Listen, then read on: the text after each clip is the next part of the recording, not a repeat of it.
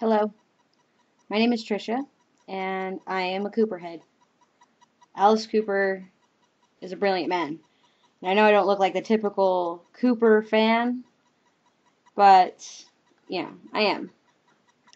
Uh, I'm doing this because I saw quite a few different reviews on YouTube, and I had this idea quite a while back, and so I figured I'd actually throw my hat in the ring and do it. So, the very first album I'm going to be talking about, chronologically in order, is the 1969 Pretties For You, very first album they came out with. This is not an Alice Cooper album. It may have the name on it, it may be them singing and doing the instrumentation, but this is not an Alice Cooper album. And any fan will tell you that. It is, to me, it's like finding themselves. Two albums, actually.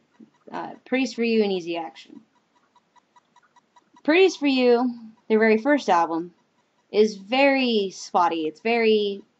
The sound quality isn't really that well handled. Um, the vocals are not very strong, and there's not very much of the vocals, which any Alice Cooper fan will tell you.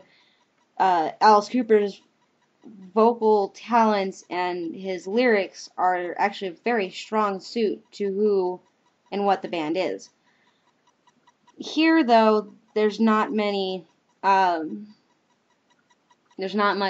vocalization. A lot of the instrumentation is it feels almost just kind of thrown together. Of course, this was their first album. This is kind of these are the songs that they went around and, did the little nightclub thing with.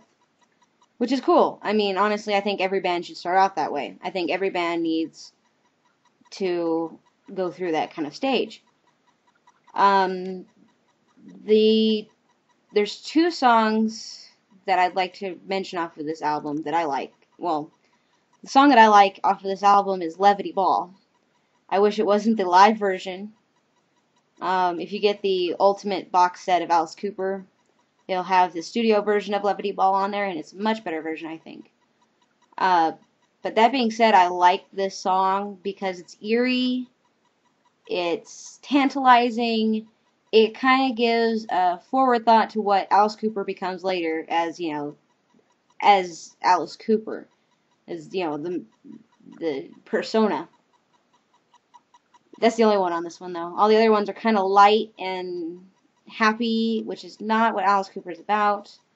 But it was a experimental, very, very experimental album. The next song I'd like to talk about on this album is Reflected. And the only reason I like to talk about this is because Reflected later became Elected. There was an evolution in this song. I'm not sure if it was the instrumentation that they liked of it, or if they, just decided to revitalize with new words. Probably the best option there.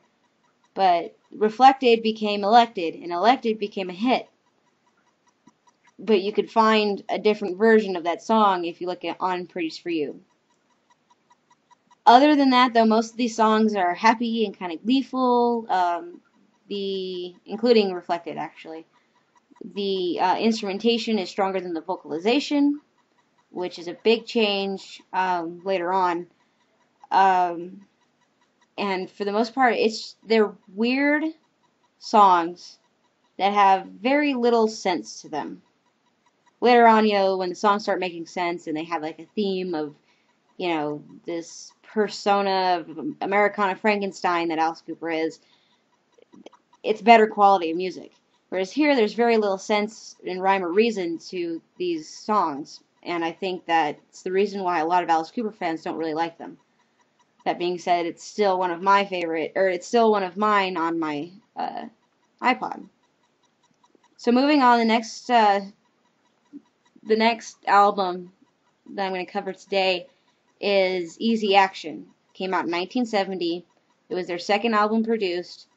Again, without both of these CD albums came out before Bob Ezrin made the scene with Alice Cooper in '71, and I think that's a real big thing that needed to occur, a shift between having no manager, no sort of you know, person to rein in, and then having Bob Ezrin, who, you know, actually Bob Ezrin didn't even do Love It to Death. He never came on till Killer, if my history is correct. But Easy Action, I can't really, find a song on here that I can, comment on other than the fact that they all kind of sound like Pretties For You. Shoe Salesman is very uppity beat, kind of reminds me of the Beatles type song. Lay Down and Die Goodbye is very weird. I like the way it starts. I really love the way it starts. And it's a long song. Like, back then, Alice Cooper did at least one long song per album, which I understand back in the album days. I know a lot of albums that have really long songs on it. Lay Down and Die Goodbye, though, starts off really great, and it's the last song on the album. And again, it kind of gives a very small hint to what Alice Cooper would become later on. But other than that, I can't really see any songs on this album that would, blow an Alice Cooper fan away. Or for that matter, anybody. Because it just seemed, at that point, these two albums seemed very generic for the times. It seemed very popish, very, not what Alice Cooper was really about. They were trying to make their way onto the scene, and once they finally did that, they made it big. But these two attempts at it were not that special.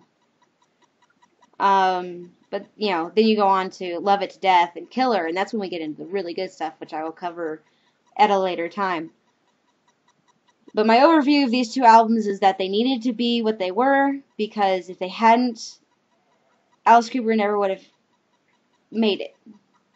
They needed this evolutionary process. Of course, a lot of bands will have one-hit wonders.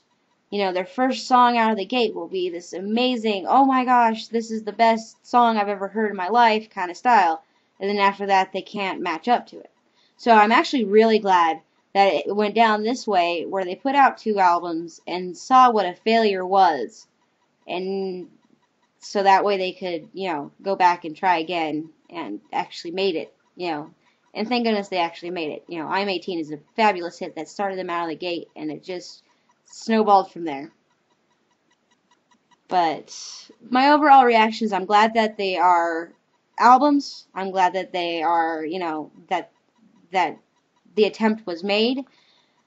But on the whole, they're not true Alice Cooper albums, and that must be remembered. So if somebody is thinking to get into Alice Cooper, if they, listen to Alice Cooper Nights, or if, they've heard a song or two, probably like School's Out or $1 Billion Babies or something like that, and they're looking to get into more Alice Cooper stuff, these I can only appreciate as the starter albums. Later on, I will tell you, good albums to start off with if you're really looking to get into Alice Cooper. But that's it for now. So thank you.